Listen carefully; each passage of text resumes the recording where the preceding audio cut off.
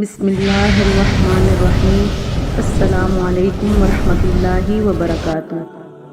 اللہ عز و جل کی بنائی گئی اس کائنات کے اندر بہت سے ایسے بادشاہ ہیں جنہوں نے اللہ تبارک و تعالیٰ کے نظام کو بدلنے کی کوشش کی ہے اور اللہ تبارک و تعالیٰ کی ذات کو چھوڑ کر خود خدا بن بیٹھے اور خدائی کا جھوٹا دعویٰ کر بیٹھے۔ خدائی کا جھوٹا دعویٰ کرنے والے بادشاہوں میں سے ایک بادشاہ ایسا بھی تھا جس کو اللہ تبارک و تعالی نے پورے روئے زمین کی بادشاہت عطا فرمائی تھی۔ اس کے باوجود اس بادشاہ نے نہ صرف خدائی کا دعویٰ کیا بلکہ یہ اس قدر سرکش اور نافرمان ہو گیا کہ اللہ تبارک و تعالی کی ذات کو جنگ کے لیے للکارنے لگا اور معاذ اللہ تبارک و تعالی کو جنگ کرنے کے لیے کہنے لگا۔ ناظرین کرام، آج کی اس ویڈیو میں ہم آپ کو بتائیں گے کہ اللہ تبارک و تعالی کو جنگ کے لیے للکارنے والا بدبخت بادشاہ نمرود کون تھا، اور جب اس بدبخت بادشاہ نے اللہ کو جنگ کے لیے للکارا تو پھر اللہ نے کون سی حقیر مخلوق کے ذریعے اس کے ساتھ جنگ کی، اس بدبخت بادشاہ کو ہلاک کر دیا اور پوری دنیا کے لیے عبرت کا نشان بنا دیا۔ ناظرین، قرآن پاک کے اس عبرتناک اور ایمان افروز واقعے کو سننے کے لیے ہماری آپ سے یہ گزارش ہے کہ ہماری اس ویڈیو کو اینڈ تک ضرور دیکھیے گا۔ ناظرین، دنیا کی تاریخ میں 4 بادشاہ ایسے گزرے ہیں جن کو اللہ تبارک و تعالی نے پورے روئے زمین کی حکومت عطا فرمائی تھی۔ ان میں سے 2 بادشاہ مسلمان تھے، 2 کافر۔ مسلمانوں سے ایک بادشاہ کا نام ذوالقرنین اور دوسرے کا نام حضرت سلیمان علیہ السلام ہے، جن کو اللہ تبارک و تعالی نے منصب نبوت پر فائز فرمایا تھا۔ اور کافر بادشاہوں میں سے ایک کا نام نمرود اور دوسرے کا نام بخت نصر تھا۔ ناظرین، خدائی کا جھوٹا دعویٰ کرنے والا بادشاہ نمرود شہر بابل کا حاکم تھا۔ اس بادشاہ کا نام نمرود بن کنعان بن کوس بن سام بن نوح تھا۔ روایات میں آتا ہے کہ اللہ تعالیٰ نے نمرود کو پوری روئے زمین کی پر حکومت عطا فرمائی تھی اور اس بادشاہ نے پوری روئے زمین پر 400 سال تک حکومت کی۔ یہ جابر اور ظالم بادشاہ تھا اور اس کے دور کے اندر بت پرستی عام تھی۔ لوگ اللہ تبارک و تعالی کی وحدانیت کو چھوڑ کر بتوں کی پوجا کیا کرتے تھے اور نمرود کو اپنا خدا مانتے اور اس کی عبادت کیا کرتے۔ اس نمرودی دور کے اندر بت پرستی اس قدر عام تھی کہ تمام نمرودیوں نے اپنے خداؤں کے طور پر بہت سارے بت بنائے ہوئے ہوتے تھے جس کی وہ لوگ پوجا کیا کرتے تھے۔ اس کے ساتھ ساتھ نمرود خود کو بھی خدا کہلاتا اور لوگوں کو اپنی پوجا کرنے کا حکم دیتا۔ ان لوگوں کی ہدایت کے لیے اللہ تعالیٰ نے اپنے پیارے پیغمبر حضرت ابراہیم علیہ السلام کو مبعوث فرمایا۔ کفر و شرک اور بت پرستی کے اس دور کے اندر حضرت ابراہیم علیہ السلام وہ واحد شخص تھے جو اللہ تعالیٰ کی وحدانیت پر ایمان رکھتے تھے اور بتوں کے بجائے اللہ تبارک و تعالیٰ کی عبادت کیا کرتے تھے۔ حضرت ابراہیم علیہ السلام نے جب اس قوم کو اللہ تبارک و تعالیٰ کی ذات کو چھوڑ کر بتوں کی پوجا کرتے ہوئے دیکھا تو حضرت ابراہیم علیہ السلام نے اس قوم کو اللہ تبارک و تعالیٰ کی عبادت کی طرف بلایا اور بتوں کی پوجا کرنے کے بجائے اللہ تبارک و تعالیٰ کی عبادت کرنے کا حکم دیا۔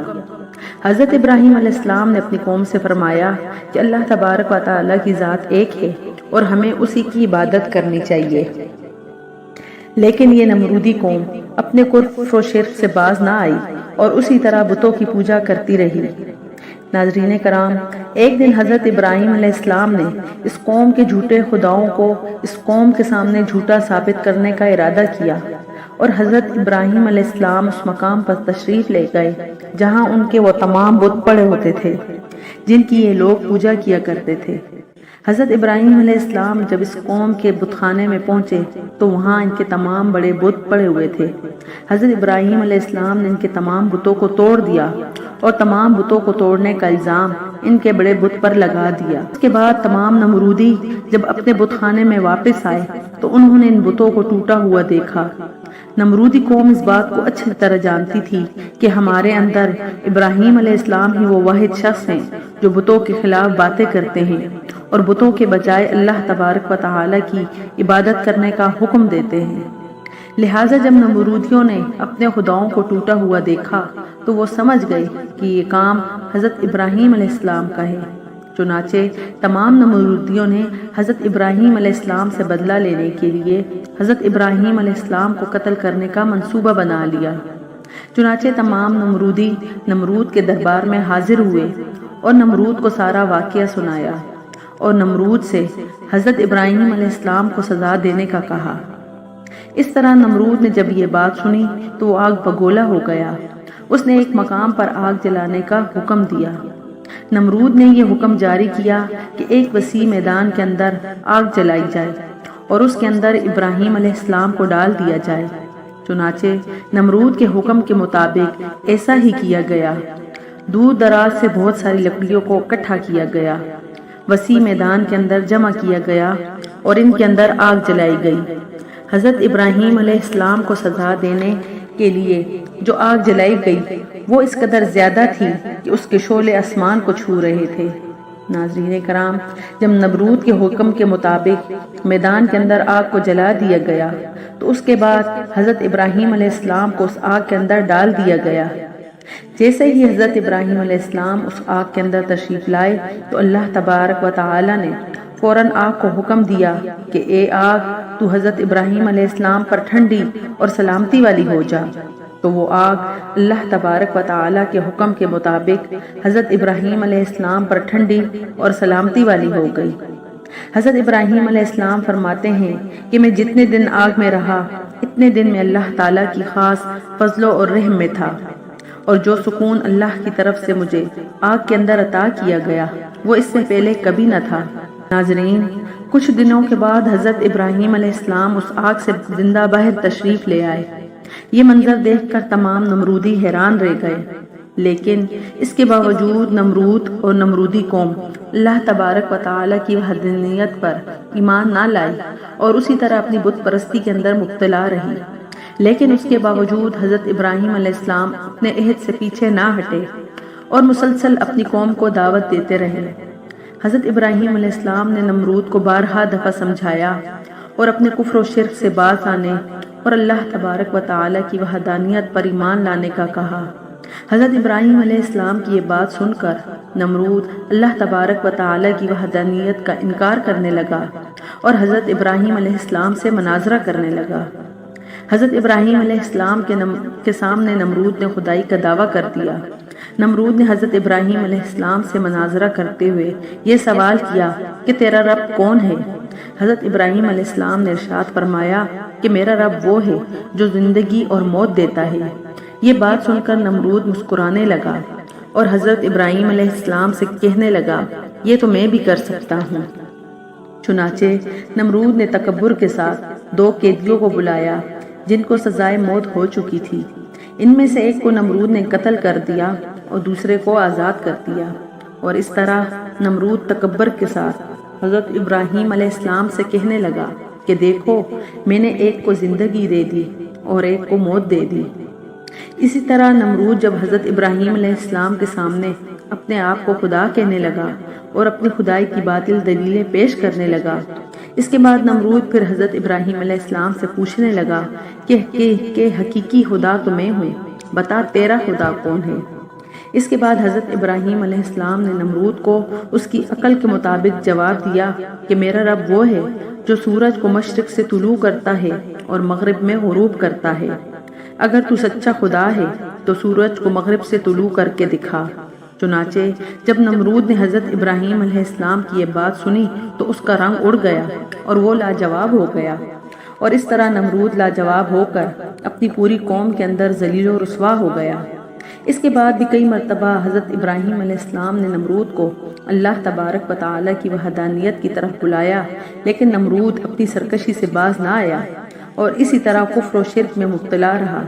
چنانچہ حضرت ابراہیم علیہ السلام کے بار بار دعوت حق دینے سے نمرود تنگ آ گیا، اور بالآخر تنگ آ کر نمرود حضرت ابراہیم علیہ السلام سے کہنے لگا کہ اگر تیرا خدا سچا ہے تو تو اس کو بول کہ اپنی فوج بھیجے اور میرے ساتھ جنگ کرے۔ چنانچہ جیسے ہی نمرود نے حضرت ابراہیم علیہ السلام کے سامنے یہ بکواس کی تو فوراً حضرت جبرائیل علیہ السلام حضرت ابراہیم علیہ السلام کے سامنے حاضر ہوئے اور حضرت ابراہیم علیہ السلام سے کہنے لگے کہ اللہ تبارک و تعالیٰ کا لشکر جنگ کے لیے تیار ہے۔ حضرت جبرائیل علیہ السلام کی یہ بات سن کر حضرت ابراہیم علیہ السلام نمرود سے یہ کہنے لگے کہ اللہ تعالیٰ کا لشکر جنگ کے لیے تیار ہے۔ چنانچہ حضرت ابراہیم علیہ السلام کی یہ بات سن کر نمرود حضرت ابراہیم علیہ السلام سے کہنے لگا کہ مجھے 3 دن کی مہلت دی جائے تاکہ میں اپنی جنگ کی تیاری کر سکوں۔ چنانچہ نمرود کو 3 دن کی مہلت دے دی گئی۔ ناظرین، چونکہ نمرود کی حکومت پوری دنیا پر تھی، ان 3 دنوں کے دوران نمرود نے پوری دنیا کے بڑے بڑے جنگجوؤں کو اکٹھا کیا اور بہت سارے ہتھیاروں کو جنگ کے لیے تیار کیا۔ اس طرح نمرود نے جب 3 دن کے اندر اپنی تمام تیاری مکمل کر لی اور اس کے بعد نمرود حضرت ابراہیم علیہ السلام کو تکبر کے ساتھ للکار کر کہنے لگا کہ ہماری فوج جنگ کے لیے تیار ہے، اپنے رب سے کہو اپنی فوج کو بھیجے اور ہمارے ساتھ جنگ کرے۔ نمرود کی یہ بات سن کر حضرت ابراہیم علیہ السلام نے اللہ تبارک و تعالیٰ کی بارگاہ میں دعا کی تو اللہ تبارک و تعالیٰ نے مچھروں کی ایک فوج کو بھیجا۔ ان مچھروں کی تعداد اس قدر زیادہ تھی کہ وہ مچھر پورے آسمان پر پھیل گئے۔ اللہ تبارک و تعالیٰ نے ان مچھروں کو نمرودی فوج پر مسلط کر دیا۔ یہ مچھر اللہ تبارک و تعالیٰ کے حکم سے دیکھتے ہی دیکھتے نمرودی فوج کا گوشت کھا گئے اور ان کا خون پی گئے۔ تمام نمرودی فوج کی ہڈیاں ہی ہڈیاں رہ گئیں۔ چنانچہ اس دردناک منظر کو دیکھ کر نمرود اپنے محل کی طرف بھاگا اور اپنی بیوی کے کمرے کے اندر چھپ گیا، اور اسی دوران اللہ تبارک و تعالیٰ کے حکم سے ایک لنگڑا مچھر نمرود کے گھر میں داخل ہوا۔ نمرود نے جب اس مچھر کو دیکھا تو اپنی بیوی سے کہنے لگا کہ یہ وہ مخلوق ہے کہ جس نے ہماری فوج کو ہلاک کر دیا ہے۔ چنانچہ اسی گفتگو کے دوران وہ لنگڑا مچھر اللہ تبارک و تعالیٰ کے حکم سے نمرود کی ناک میں داخل ہو گیا اور وہ لنگڑا مچھر نمرود کے دماغ کو چاٹنے لگا۔ مچھر نمرود کے دماغ کو چاٹتا تو اس سے نمرود کو اس قدر تکلیف ہوتی کہ نمرود اپنے سر کو دیواروں پر مارنے لگ جاتا۔ اس طرح اللہ تبارک و تعالیٰ کے حکم سے وہ لنگڑا مچھر نمرود کے دماغ میں کئی دنوں تک رہا۔ اس وقت نمرود نے اپنے محل کے اندر یہ حکم جاری کر دیا کہ جو بھی میرے محل کے اندر داخل ہو وہ پہلے نمرود کے سر پر جوتے مارے۔ اس طرح جوتے مارنے کے بعد نمرود کو کچھ دیر کے لیے آرام محسوس ہوتا، لیکن کچھ دیر بعد پھر درد محسوس ہونا شروع ہو جاتا۔ اس طرح اللہ تبارک و تعالیٰ نے ایک حقیر اور لنگڑے مچھر کے ذریعے سے سزا دی۔ نمرود اپنے سر کو سلاخوں کے ساتھ پیٹتا رہتا، یہاں تک کہ اللہ تبارک و تعالیٰ نے اس کو دردناک موت عطا فرمائی اور یہ اپنے سر کو دیواروں پہ مارتا مارتا ہلاک ہو گیا۔ وہ نمرود جو پوری دنیا پر حکومت کرنے والا بادشاہ تھا، اور وہ نمرود جو اللہ تبارک و تعالیٰ کو تکبر کے ساتھ جنگ کے لیے للکار رہا تھا، اس نمرود کو اللہ تبارک و تعالیٰ نے ایک حقیر اور لنگڑے مچھر کے ہاتھوں ہلاک کروایا اور پوری دنیا کے لیے عبرت کا نشان بنا کے رکھ دیا۔ بے شک اللہ تبارک و تعالیٰ ہر چیز پر قادر ہے۔ امید ہے آپ کو میری یہ ویڈیو پسند آئی ہوگی۔ اگر آپ کو میری یہ ویڈیو پسند آئی ہے تو پلیز اسے لائک اور شیئر کیجیے اور میرے چینل کو سبسکرائب کیجیے۔ اللہ حافظ۔